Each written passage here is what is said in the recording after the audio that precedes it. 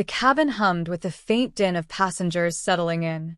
Samantha Harper strolled into the business class section with the air of someone used to being treated with deference. Her tailored navy pantsuit and patent leather heels were a testament to her position in the corporate world. She barely spared the flight attendants a glance as they welcomed her aboard. As Samantha approached her assigned seat, she paused. A young man was already seated in the aisle seat beside hers. He was dressed casually in jeans and a plain black sweater. A sleek leather backpack was tucked under the seat in front of him. Samantha frowned. "Excuse me," she said, her tone clipped. The man looked up, his expression calm. "Oh, sorry," he said, flashing a polite smile. He shifted slightly to let her pass. Samantha hesitated, her eyes narrowing as she studied him. Something about his presence didn't sit right with her. "Are you sure you're in the right seat?" The man's brow furrowed, but he maintained his composure. "Yes, 3B, he replied, gesturing to the boarding pass in his hand. Her lips pursed. "I see. Well, I suppose it's fine." She moved past him, sliding into her window seat with a huff. A few minutes later, as the pre-flight announcements began, Samantha glanced at the man again. He was scrolling through his phone, seemingly oblivious to her scrutiny. She leaned into the aisle to catch the attention of a flight attendant. "Excuse me," she said, her voice low but firm. The attendant, a petite woman with a kind smile, stepped closer. "Yes, ma'am?" Samantha tilted her head toward the man beside her. "I believe there's been a mistake. This young man is in business class, but, well, I don't think he belongs here. Could you check his ticket?" The flight attendant blinked, her smile faltering. "I'm sorry, ma'am. I assure you, all our passengers' tickets have been verified at boarding." Samantha's voice sharpened. "I understand that, but mistakes happen, don't they? I'm simply asking for confirmation."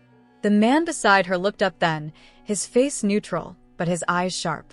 "My ticket's fine," he said simply, holding it up for the flight attendant to see. The attendant glanced at the ticket and nodded. "Yes, Mr. Mitchell is in the correct seat." Samantha gave a tight smile, though her cheeks were already flushing. "Well, I still think it would be better if I were seated elsewhere. I'd appreciate it if you could arrange that." Before the attendant could respond, a voice from across the aisle interjected. "Seriously, ladies?" A woman in her early 30s with bright red hair and an exasperated expression was staring at Samantha. "You're really making a scene because you don't like who's sitting next to you?" Samantha stiffened. "This is a matter of comfort, not a scene," she replied coldly. The man, Jordan, as Samantha had overheard the flight attendant say, remained silent, his gaze now fixed on the tray table in front of him. The red-haired woman rolled her eyes. "Comfort," she said, her voice rising. "He's not even talking to you. You're the one ruining everyone else's peace." Murmurs began rippling through the cabin as more passengers tuned into the exchange. Samantha could feel the weight of their stares, and her irritation boiled over. "This is ridiculous," she snapped. "I have every right to request a reassignment if I feel it's necessary." A man in the row behind them laughed derisively. "You mean if you feel uncomfortable sitting next to someone who doesn't look like you?" Samantha's head whipped around. "Excuse me?" "You heard me," he said, leaning forward slightly. "We all did." At that moment, another flight attendant appeared, her expression serious. "Ma'am, I need to ask you to lower your voice. This is a full flight and we cannot accommodate a seat change." Samantha's face turned crimson. "Unbelievable. I'm being treated like I'm the problem when I'm simply advocating for my comfort." Jordan finally spoke, his voice calm and measured. "Ma'am, if it makes you feel better, I'm happy to move to another seat, but I paid for this one just like you did." His words were polite, but there was a quiet firmness to them that made Samantha bristle.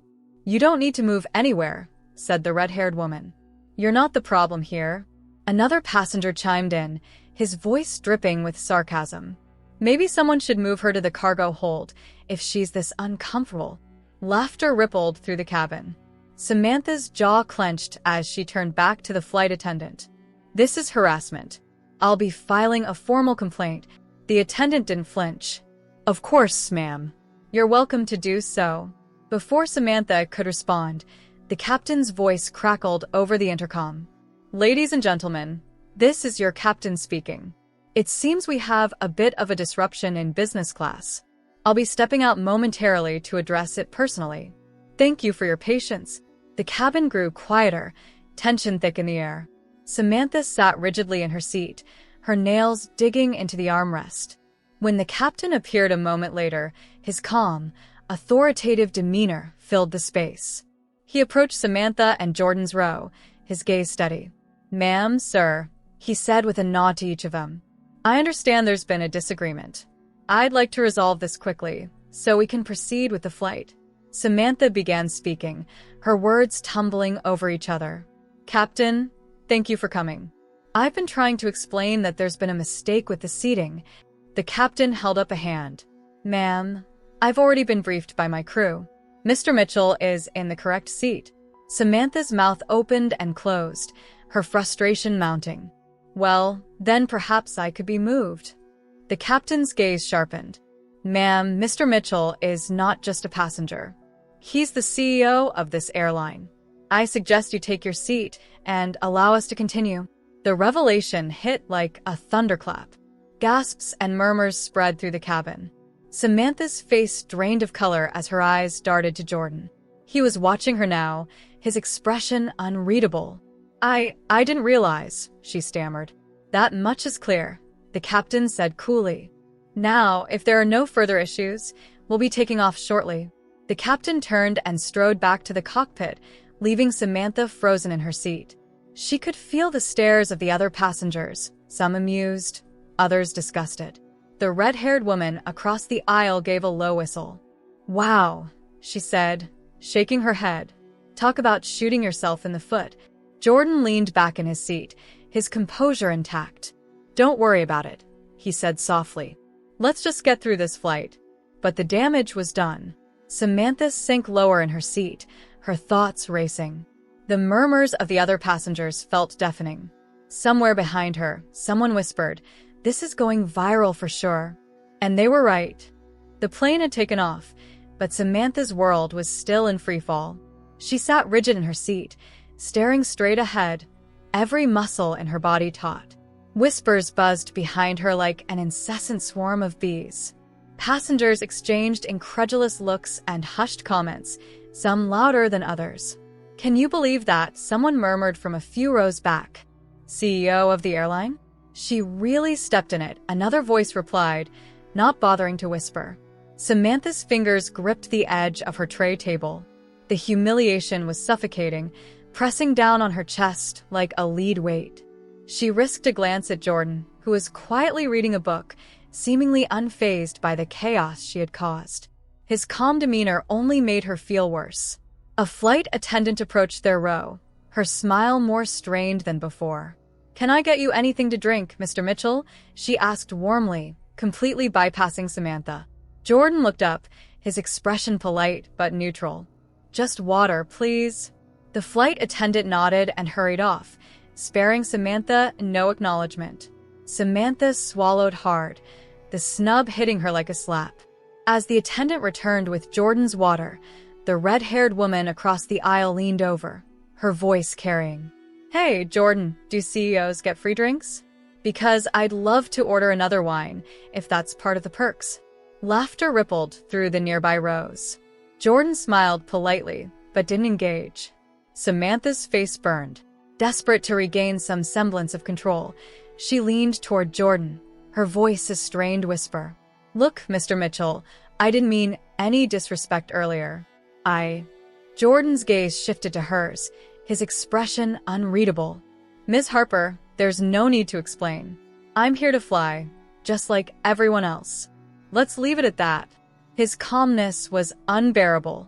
Samantha felt a lump rise in her throat, but she forced herself to swallow it down. Behind her, the murmurs continued. "Do you think she's gonna get fired for this? Who is she anyway? Some bigwig. Not big enough to know who owns the airline, apparently." Samantha clenched her jaw. She needed to escape this. Standing abruptly, she stepped into the aisle and made her way toward the restroom at the front of the cabin. She could feel the eyes of the passengers following her, their judgment heavy on her back. Inside the cramped bathroom, Samantha locked the door and braced herself against the sink. Her reflection stared back at her, pale and strained, her carefully applied makeup failing to hide the cracks in her composure. How did it come to this? She muttered under her breath. Her mind raced. She had a major contract negotiation on the horizon, a multi-billion-dollar deal between her firm and Jetsphere Airlines, the very company Jordan Mitchell owned. She had spent months preparing for this, positioning herself as the perfect liaison for the deal. And now she was the woman who publicly humiliated the CEO. A sharp knock on the bathroom door startled her. "Ma'am, there are other passengers waiting," came a flight attendant's voice. Samantha took a deep breath, straightened her blazer, and unlocked the door. As she stepped out, the flight attendant gave her a once-over, her expression polite but detached. Back in her seat, Samantha tried to focus on her tablet, but the screen blurred as her thoughts spiraled. Just as she began to feel the weight of the stairs again, the captain's voice broke over the intercom. "Ladies and gentlemen, this is your captain speaking. We'll be experiencing some mild turbulence for the next 15 minutes, so please remain seated with your seatbelts fastened." "Thank you." The plane gave a slight jolt, and Samantha grabbed the armrests instinctively. Jordan, meanwhile, seemed unfazed, turning another page in his book. She glanced at him, her irritation flaring again. "You don't seem bothered by much," she said, her tone more biting than she intended. Jordan looked at her, his expression steady. "I've learned not to be," he said simply. Samantha's lips pressed into a thin line. "That must be convenient," she muttered under her breath. The red-haired woman across the aisle chuckled. "Oh, honey, maybe you should take notes." Another round of laughter followed. Samantha's fists clenched in her lap. As the turbulence subsided, a passenger from a few rows back suddenly approached. He was holding a phone, his expression gleeful. "Hey, Mr. Mitchell," he said, his voice too loud. "Thought you'd want to know. Someone just uploaded the video of what happened earlier. It's already got thousands of views. You're trending, man." Samantha's stomach dropped. Jordan sighed, closing his book. "Thanks for letting me know," he said evenly. The man grinned. "You're handling it like a pro. Good for you." He glanced at Samantha, his grin widening. Maybe not so much for her, though. Samantha's nails dug into her palm. As the man returned to his seat, she turned to Jordan, her voice low and urgent. "Mr. Mitchell, please. Can you do something about this? This video, this whole situation, could ruin me." Jordan's expression didn't change. "Miss Harper, I don't control what people post online. And frankly, I think this situation speaks for itself. You don't understand," she pressed, her voice trembling. "I have a career, a reputation. If this gets out..." Jordan's gaze hardened. "You're worried about your reputation, Miss Harper? Maybe you should have thought about that before you decided I didn't belong in this seat." His words were like a slap, and Samantha recoiled. She opened her mouth to respond, but no words came. The red-haired woman leaned forward again, her voice cutting through the tension. "You know, for someone so worried about their reputation, you sure picked a bad hill to die on." Jordan shook his head. "Let it go," he said softly, more to the woman than to Samantha. The remainder of the flight passed in excruciating silence for Samantha. Every time someone walked past her row, she imagined their eyes lingering, their judgment palpable.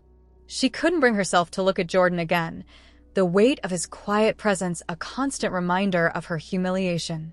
As the plane began its descent, the captain's voice came over the intercom once more. "Ladies and gentlemen, we'll be landing in Los Angeles shortly. On behalf of myself and the crew, thank you for flying with Jetsphere Airlines." The announcement was met with polite applause, but Samantha felt nothing but dread. The landing would mark the end of the flight, but it was just the beginning of her reckoning. As the plane touched down and passengers began gathering their belongings, Samantha remained seated, her mind racing. Jordan rose, retrieving his bag from the overhead bin with ease. He turned to her, his expression unreadable. "Good luck, Ms. Harper," he said quietly, and then he was gone, disappearing into the crowd. Samantha stayed behind, her hands trembling as she clutched her bag. The whispers followed her down the jet bridge, louder than ever in her mind. She knew the video was out there, spreading like wildfire. The humiliation wasn't over. It was just beginning. Samantha's phone buzzed incessantly as she stepped into the terminal, each notification like a fresh stab of panic. She resisted the urge to check it, knowing all too well what awaited her. Messages, emails, and probably links to the video she had desperately hoped would disappear.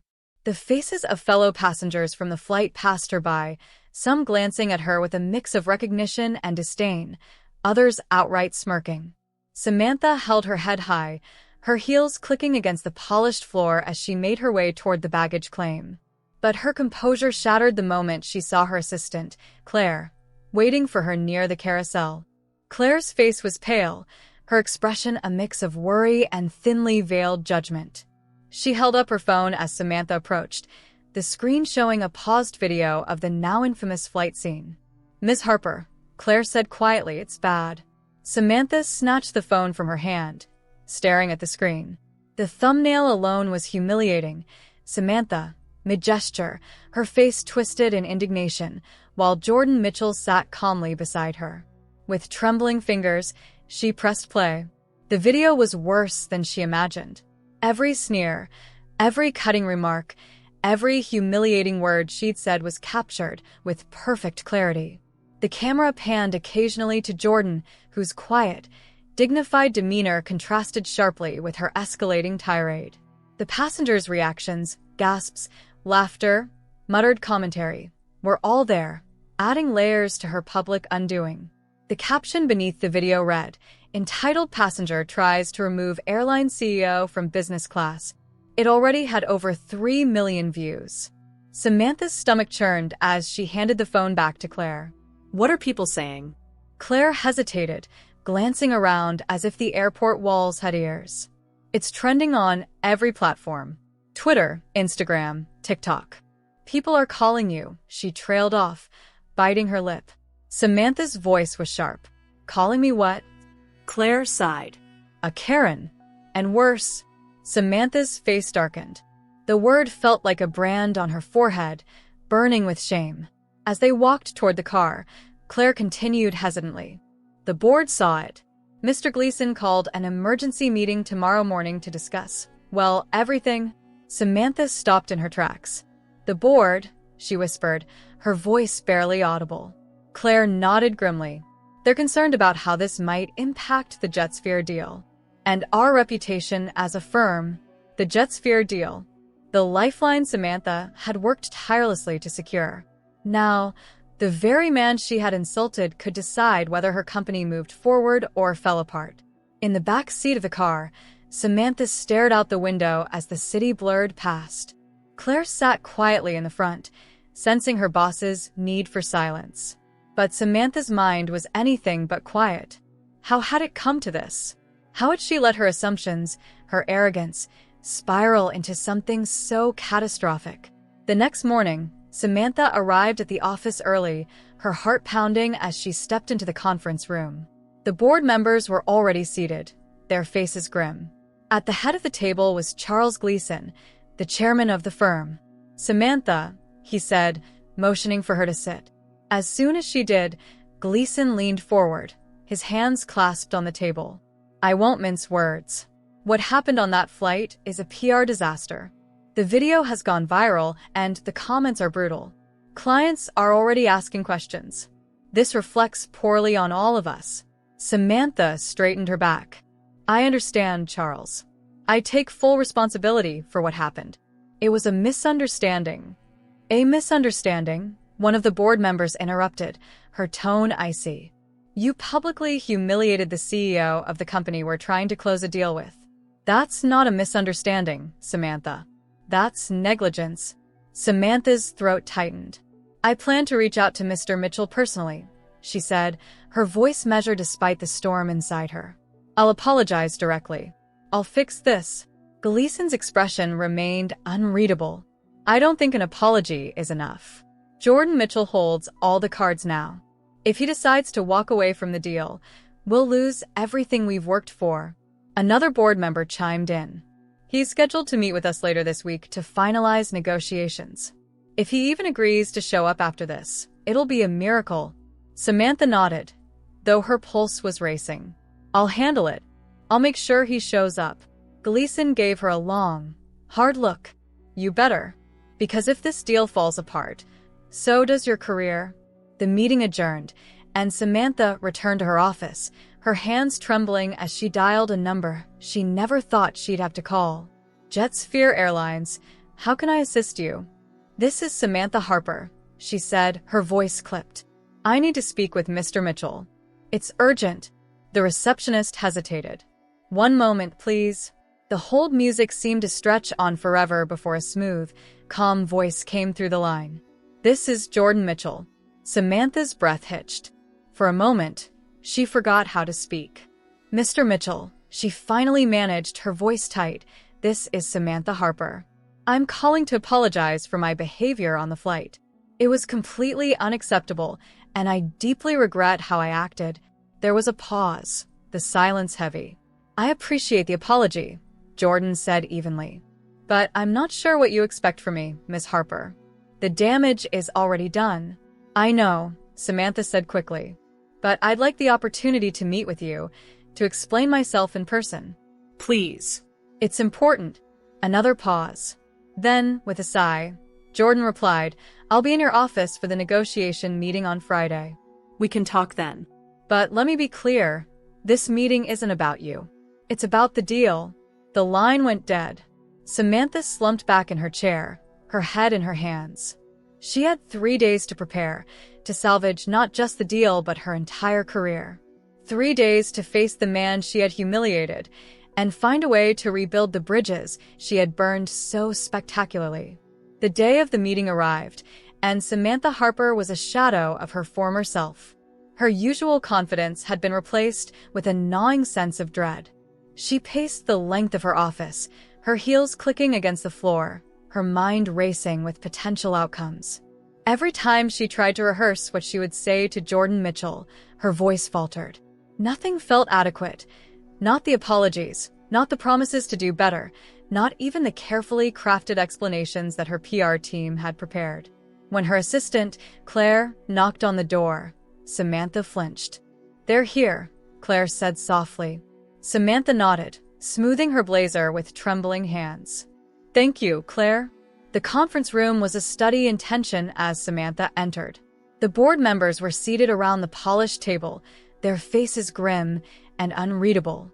Charles Gleason sat at the head, his steely gaze tracking Samantha as she took her seat. And then Jordan Mitchell walked in. He was composed, his presence commanding without effort. Dressed in a sleek gray suit, he greeted the room with a calm nod, his voice steady as he exchanged pleasantries with the board members. Samantha felt herself shrink in his presence. Jordan took the seat directly across from her, setting a slim leather folder on the table. He didn't look at her, not once, as the meeting began. As you know, Jordan said, addressing the room, Jetsphere is in the final stages of deciding whether to move forward with this partnership. This deal is a significant step for both our companies, and I hope we can discuss its merits objectively. His tone was measured, professional, and completely devoid of any personal undertone. But Samantha could feel the weight of the unspoken.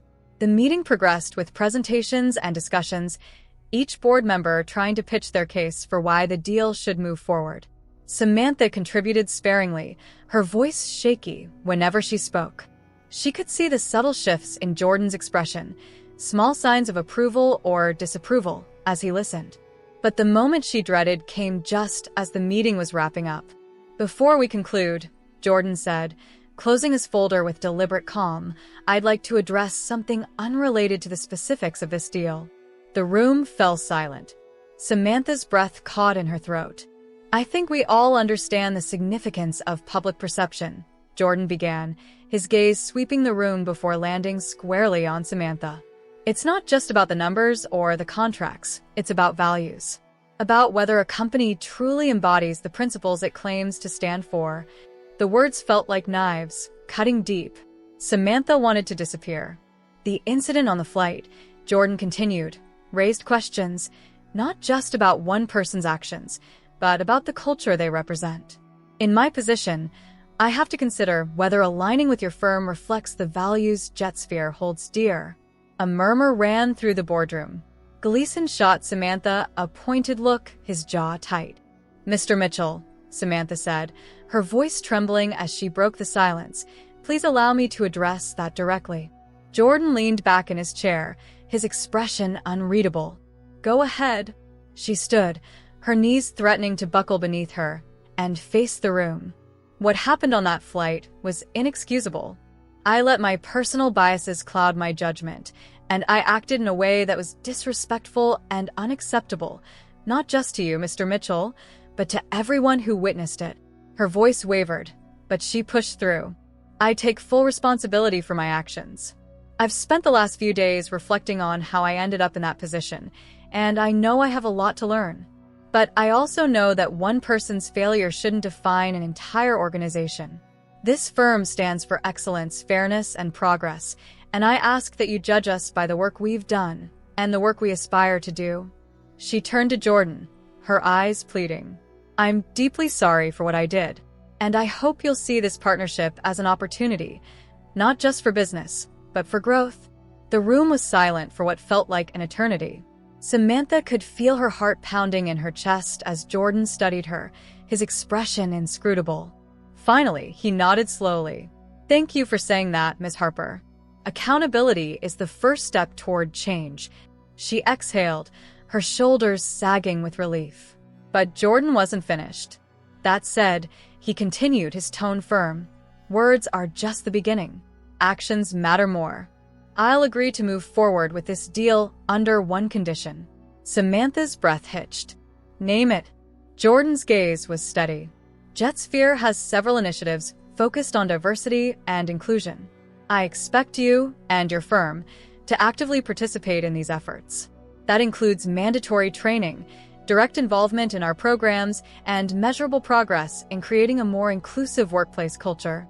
The room erupted in murmurs, but Samantha nodded without hesitation. "Agreed. Whatever it takes." Jordan stood, gathering his folder. "Then we'll proceed. I'll have my team send over the revised terms." He extended his hand to Charles Gleason, who shook it firmly, relief evident on his face. As Jordan turned to leave, he paused briefly beside Samantha. "I hope you meant what you said," he said quietly, "because people will be watching." And then he was gone, leaving Samantha standing in the aftermath of her public reckoning. The board members filed out one by one, some offering her tight smiles, others avoiding her gaze entirely. Gleason was the last to leave, his expression a mix of relief and frustration. "You pulled it off," he said gruffly. "But don't think for a second that this makes up for what happened. You've got a long road ahead, Harper." Samantha nodded, her voice barely above a whisper. "I know." As she returned to her office, the weight of everything settled on her shoulders. She had salvaged the deal, but at a cost she couldn't yet measure. The road to redemption would be long, and she wasn't sure she was ready for it. But one thing was certain. She had no choice but to try. 6 months had passed since the infamous flight, but for Samantha Harper, the fallout lingered like a shadow. The initial media frenzy had subsided, replaced by sporadic mentions of the incident in articles about workplace diversity or corporate accountability. Her name still carried the sting of public embarrassment, but something else had changed. Samantha herself. She stared at her reflection in the mirror of her modest office, her once impeccable appearance, now less about image and more about utility. The sharp, intimidating lines of her wardrobe had softened. Today, she wore a simple blouse and slacks, a reminder that her life was no longer about projecting authority, but about earning respect. The knock on her door startled her. Claire stepped in, holding a folder. "Miss Harper," she began, then caught herself. "I mean, Samantha. Are you ready? The meeting's about to start." Samantha nodded, standing and straightening her sleeves. "Let's do this." The conference room was smaller than the one she once frequented in her previous firm. After the JetSphere debacle, the board had given her an ultimatum: step down quietly or face termination. Samantha had chosen the former. She couldn't blame them. The firm's reputation was at stake, and she had been a liability. But this wasn't the end. Samantha had taken Jordan Mitchell's challenge to heart. After resigning, she'd founded Harper Solutions, a consultancy firm focused on diversity and inclusion in the workplace. It was a bold pivot for someone who had been the poster child for corporate privilege, but Samantha was determined to rebuild herself and her reputation. Today's meeting was crucial. Jetsphere Airlines had invited Harper Solutions to present a strategy for implementing comprehensive inclusion programs across its global workforce. It was a testament to how far Samantha had come and to Jordan Mitchell's belief in second chances. As Samantha entered the room, she spotted Jordan immediately. He stood near the window, speaking with another executive, his presence as commanding as ever. When he turned and saw her, he gave a small nod. "Samantha," he said, extending a hand. "Good to see you." She shook his hand firmly. "Thank you for giving me this opportunity." Jordan smiled faintly. "Opportunities are earned. Let's see what you've got." The presentation began. Samantha walked the room through a comprehensive plan, her voice steady and confident. Her team, diverse, passionate, and well-prepared, supported her at every turn. The program emphasized real-world solutions, mentorship initiatives, unconscious bias training, equitable hiring practices, and community outreach. As the presentation concluded, Samantha paused, scanning the room. "This isn't just about avoiding bad press," she said, her voice softening. "It's about creating a culture where everyone feels valued, where opportunities aren't dictated by appearance or assumptions. I learned that lesson the hard way. Now, I want to make sure no one else has to." The room was silent for a beat before Jordan spoke. "Well done, Samantha. This is exactly what we were hoping for." Relief flooded her, but she kept her composure. "Thank you, Mr. Mitchell." As the meeting adjourned, Jordan approached her privately. "You've come a long way," he said, his tone warm but measured. "I wasn't sure if you'd take the challenge seriously, but you've proven me wrong." Samantha met his gaze. "I had to. You were right. Words mean nothing without action. I'm still learning, but I'm committed to this." Jordan nodded. Good. "Keep it up." As he walked away, Samantha felt a strange mix of gratitude and determination. She had lost much, but she had gained something far more valuable, a sense of purpose. Later that evening, as Samantha sat at her desk reviewing notes, her phone buzzed. It was a notification, an article titled "From Scandal to Change: How Samantha Harper Rebuilt Herself After a Viral Disaster." She hesitated before clicking it, her heart racing. The piece chronicled her journey from the flight incident to her work with Harper Solutions. It wasn't entirely flattering, but it acknowledged her efforts to grow and make amends. For the first time in months, Samantha allowed herself a small smile. Her journey wasn't over, but she was on the right path. And for the first time in a long time, she felt like she was finally moving forward.